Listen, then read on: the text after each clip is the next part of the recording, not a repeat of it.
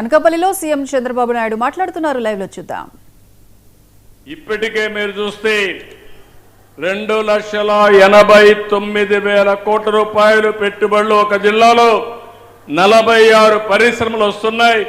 ఈ పరిశ్రమలు వస్తాయి 1,57,000 మందికి ఉద్యోగాలు వస్తాయని చెప్పి కూడా నేను మీకు తెలియజేస్తున్నా. ఇంకో పక్క నేను ఆలోచిస్తున్నాను, అరకు కాఫీ మీరు చూశారు. ఒకప్పుడు అరకు కాఫీ ఎవరికి తెలిసేది కాదు, ప్లాంటేషన్ కూడా పెట్టాం. ఈరోజు అరకు కాఫీ ప్రపంచవ్యాప్తంగా బ్రహ్మాండమైన కాఫీగా తయారైంది, పాపులర్ కాఫీగా తయారైంది. నిన్నే మీరు చూస్తే మహేంద్ర కంపెనీ ఆనంద్ మహేంద్ర, ఆయన నాంది ఫౌండేషన్ రన్ చేస్తాడు. నేనే 96-97లో పెట్టాను. ఆ ఫౌండేషన్ పెట్టిస్తే అంజిరెడ్డి గారు ఆయనకు అప్పచెప్పారు. ఆయన ఇటీవల కాలంలో అప్పట్లోనే ప్రారంభించాం అరకు కాఫీని ప్రపంచవ్యాప్తంగా పాపులరైజ్ చేయాలని. ఈరోజు ఆ కాఫీని నిన్న అతను పెట్టిన ట్వీట్ చూస్తే 1 కేజీ అరకు కాఫీ 10,000 రూపాయలు అమ్మింది. ఆన్లైన్లో పెట్టాడు, 10,000 రూపాయలకు కొనుగోలు చేశారు. పెట్టినట్టన్నీ కూడా 2 గంటల్లో కొనేశారు. అంటే ఏ విధంగా డిమాండ్ ఉందో అరకు కాఫీకి మీరు గుర్తుపెట్టుకోవాలి. ఒక ఎగ్జాంపుల్ మాత్రం, ఈరోజు మనకు దేశంలోనే 2వ అతిపెద్ద బెల్లం మార్కెట్ మన అనకాపల్లి బెల్లం. ఇప్పుడు అందరూ కూడా షుగర్ తినడం మానేశారు, కానీ బెల్లం తినడానికి ఇష్టపడుతున్నారు. అది కూడా మనం అనకాపల్లిలో ఆర్గానిక్ బెల్లం చేసి ప్రపంచానికి ఎగుమతి చేసే పరిస్థితికి వస్తాం. అది ఎమ్మెల్యే ఎంపీలకు అందరికీ చెప్తున్నా, కలెక్టర్ కూడా చెప్తున్నా. ఎప్పుడు కూడా మనం చేయాల్సింది, చేసే పని మామూలుగా చేస్తూ బాధపడుతూ కూర్చుంటే మనల్ని ఎవరూ కాపాడలేరు. ఎప్పుడైనా సరే ఇబ్బందుల్లో అవకాశాలు ఉంటాయి. మొన్నటి వరకు మీరు చూస్తే పెద్ద సంక్షోభం, ఆ సంక్షోభంలో ఒక అవకాశాన్ని ఎత్తుకుని ఈరోజు నెంబర్ 1 రాష్ట్రంగా ఆంధ్రప్రదేశ్ నిలబెట్టే బాధ్యత నేను తీసుకున్నాను. అదే మరి మన వాళ్ళు కూడా తీసుకుంటే దీని మీద శ్రద్ధ పెడతాం, చేస్తామని చెప్పి కూడా నేను మీకు తెలియజేస్తున్నా.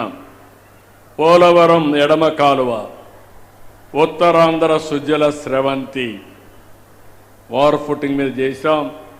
చాలా డిఫికల్టీస్ ఉన్నాయి, అవన్నీ కూడా చేసి ఇంకొక 1-2 నెలల్లో ట్రయల్ రన్ కింద పోలవరం నీళ్లు అనకాపల్లికి వస్తాయని చెప్పి మీ అందరికీ హామీ ఇస్తున్నా. ఇది అయిన తర్వాత ఈ యొక్క గోదావరి నీళ్లు వంశధారకు అనుసంధానం చేస్తాం. ఉత్తరాంధ్రలో ఉండే అన్ని ఇరిగేషన్ ప్రాజెక్ట్స్ని పూర్తి చేస్తాం. నిన్నే నేను కేంద్ర మంత్రిని నిర్మలా సీతారామన్ గారు కలిసి ఉత్తరాంధ్ర అభివృద్ధి కోసం డబ్బులు మనం అడిగాను, పూర్వోదయ కింద. అది వస్తే బ్రహ్మాండంగా మనం ముందుకు తీసుకుపోతాం. అందుకే హామీ ఇస్తున్నా, 2-3 ఏళ్లలో ఉత్తరాంధ్రలో అన్ని ఇరిగేషన్ ప్రాజెక్టులు పూర్తి చేసే బాధ్యత ఈ ప్రభుత్వం తీసుకుంటాం. మొన్నే విశాఖపట్నం పెట్టుబడుల సదస్సు గ్రాండ్ సక్సెస్ అయింది. 13,26,000 కోట్ల రూపాయలు పెట్టుబడులు వచ్చాయి. 610 MOUలు చేశాం. ఇవి వస్తే 16 లక్షల మందికి ఉద్యోగాలు వస్తాయి. నా ఆలోచన ఒకటి, చదువుకున్న వాళ్ళు ఎవ్వరు కూడా ఇంట్లో కూర్చోకుండా పనిచేసే అవకాశాలు కల్పించాలని చెప్పి ముందుకు పోతున్నాం. ఇప్పటికీ 8,29,000 కోట్ల రూపాయలు పనులు కూడా ప్రారంభమయ్యాయి. దీనివల్ల 7 లక్షల మందికి ఉద్యోగాలు వస్తాయి. ఈ 2 పూర్తయితే 23 లక్షల మందికి ఉద్యోగాలు వస్తాయి.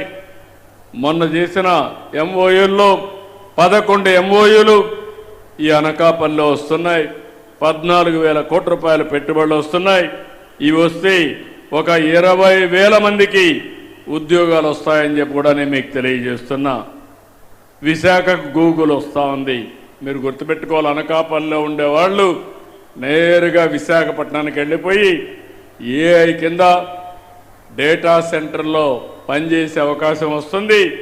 నాలెడ్జ్ ఎకానమీకి ఏఐ నెక్స్ట్ లెవెల్ అని చెప్పి నేను మీకు తెలియజేస్తున్నా. ఒకప్పుడు హైదరాబాద్లో ఐటీ ప్రారంభించి హైటెక్ సిటీతో ముందుకు పోయాం.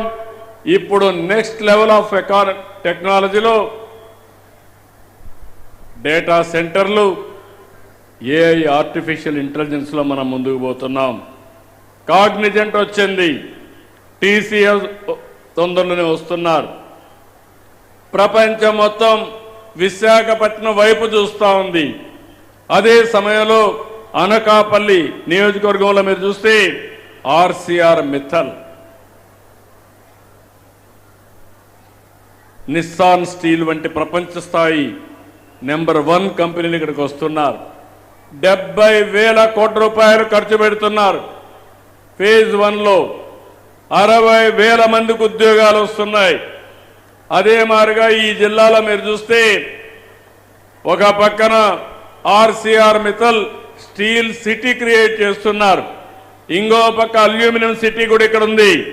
ఆ అల్యూమినియం సిటీ కూడా రాబోయే రోజుల్లో ఒక పక్క స్టీల్ సిటీ, ఇంకో పక్క అల్యూమినియం సిటీ రెండు వస్తాయని చెప్పి కూడా నేను మీకు తెలియజేస్తున్నా. ఎన్టీపీసీ 1,85,000 కోట్లు ఖర్చు పెడుతున్నారు. టూరిజం, టెక్నాలజీ, నాలెడ్జ్ కేంద్రంగా విశాఖపట్నం తయారవుతుంది. పోర్ట్లు, ఎయిర్పోర్ట్లు, హైవేలు ఇవన్నీ వస్తే ఈ ప్రాంతం రూపురేఖలే మారుతుంది. మొన్నే నేను 3 రీజన్ల కింద విశాఖపట్నం ఎకనామిక్ రీజన్ని ప్రారంభించాను. దానివల్ల మీరు ఊహించినటువంటి అభివృద్ధి చేసే పరిస్థితి వస్తుంది. నేను ఒక పక్క అభివృద్ధి ఒక యజ్ఞంగా చేస్తున్నాను, సంక్షేమాన్ని ఒక బాధ్యతగా చేస్తున్నాను, సుపరిపాలన మీకు అందించాలని ముందుకు పోతున్నాం. కానీ మనం అందరం కూడా ఒక యజ్ఞంగా చేస్తే ఇప్పుడు రాక్షసులు ఈ యజ్ఞాన్ని భగ్నం చేయడానికి వస్తున్నారు. వివిధ రూపాల్లో వస్తున్నారు, ఎక్కడికక్కడ అడ్డుపడుతున్నారు. ఒకరంటారు ఐటీ కంపెనీలు వస్తే కేసులు వేస్తారు. నేను మెగా డిఎస్సి పెడితే 40-50 కేసులు వేస్తే ఒక పక్క పని చేయాలి, ఇంకో పక్క ఆ కేసుల మీద పోరాడాలి. నిన్నే కానిస్టేబుల్ ఉద్యోగాలు ఇస్తే దానికి కూడా కోర్టు పోయే పరిస్థితికి వచ్చారు. ఇలాంటి చాలా చేస్తే నేను ఒకటే చెప్తున్నా, భూబకాసురులు ఎంతమంది వచ్చినా, ఎన్ని అడ్డంకులు సృష్టించినా నేను అనుకున్న లక్ష్యాన్ని చేరే వరకు వదిలిపెట్టనని మరొక్కసారి మీ అందరికీ హామీ ఇస్తున్నా.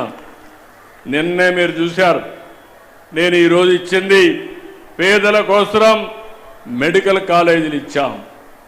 మీ అందరూ ప్రజలోడు గుర్తుపెట్టుకోవాలి, నేను ఇచ్చింది ప్రైవేటుకి కాదు, మేనేజ్మెంట్ ఇచ్చాం. దానివల్ల సీట్లు పెరుగుతాయి. హాస్పిటల్స్లో అడ్మిషన్స్ అన్ని ఎన్టీఆర్ వైద్య సేవ కిందనే ఉచితంగా చూపిస్తాం. అదే మాదిరిగా ఇన్పేషెంట్స్ అందరినీ 70% వీళ్ళకే వస్తాయి. ఇలాంటివి వస్తే ప్రైవేటుకి ఇచ్చామని కావాలని మాట్లాడే పరిస్థితికి వస్తున్నారు.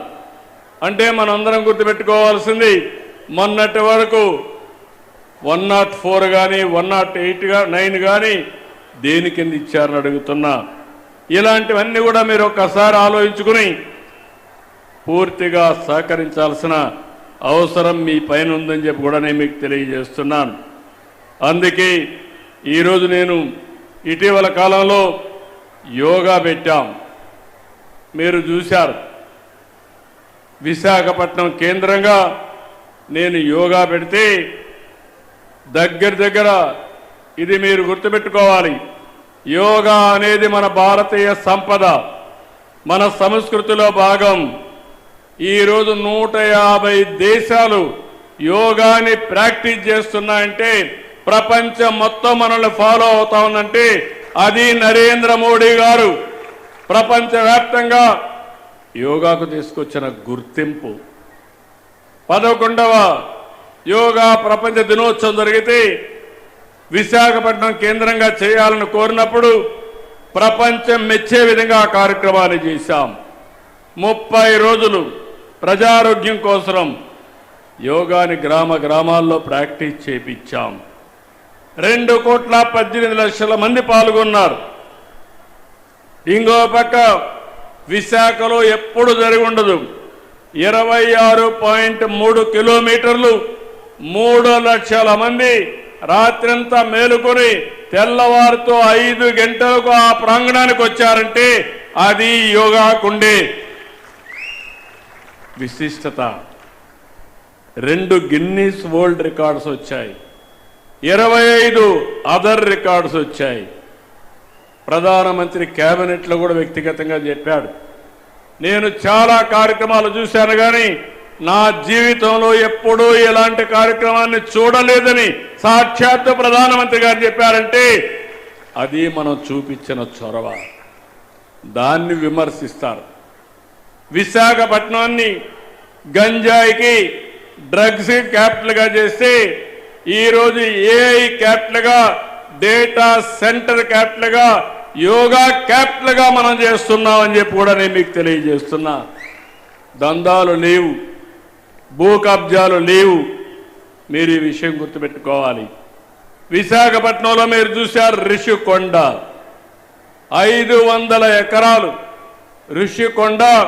ఋషులు ధ్యానం చేసిన ప్రదేశాన్ని గుండు కొట్టిస్తే దాన్ని కాపాడే బాధ్యత మనం తీసుకుంటున్నాం.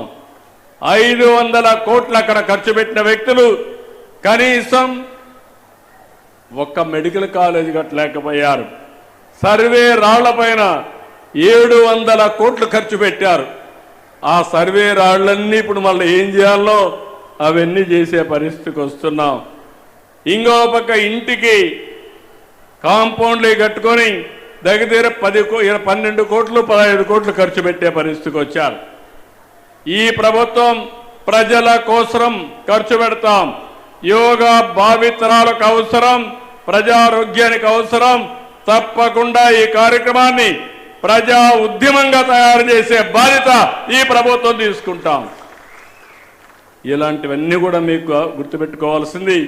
ఈ ప్రభుత్వాన్ని ఒకసారి చూస్తే గంజాయి వనాలుగా మార్చిన ప్రాంతాన్ని అరకు కాఫీ వనంగా మార్చామంటే అది మనకు వాళ్ళకు వ్యత్యాసం అని చెప్పి కూడా నేను మీకు తెలియజేస్తున్నా. అందుకే మిమ్మల్ని అందరినీ కోరుతున్నా, ఈరోజు ఇక్కడికి వచ్చినప్పుడు మీ అభిమానం చూసా, మీ ఉత్సాహం చూసా. నేను మళ్ళీ కోరుతున్నా, ఏదో నెలకొక్క రోజున స్వచ్ఛాంధ్ర కార్యక్రమం చేయడం కాదు, అనునిత్యం మీ జీవితంలో ఈ స్వచ్ఛాంధ్ర స్వర్ణాంధ్ర ఒక భాగం కావాలి. మీ ఆలోచన విధానంలో మార్పు రావాలి. అది మీరు చేయగలిగితే మీ భవిష్యత్తు బంగారు భవిష్యత్తు చేసే బాధ్యత ఈ కూటమిదని చెప్పి మరొక్కసారి తెలియజేసుకుంటూ ఈ కార్యక్రమంలో భాగస్వాములైన మిమ్మల్ని అందరినీ పేరున మనస్ఫూర్తిగా అభినందిస్తూ అందరికీ నమస్కారాలు. జై హింద్, జై జన్మభూమి.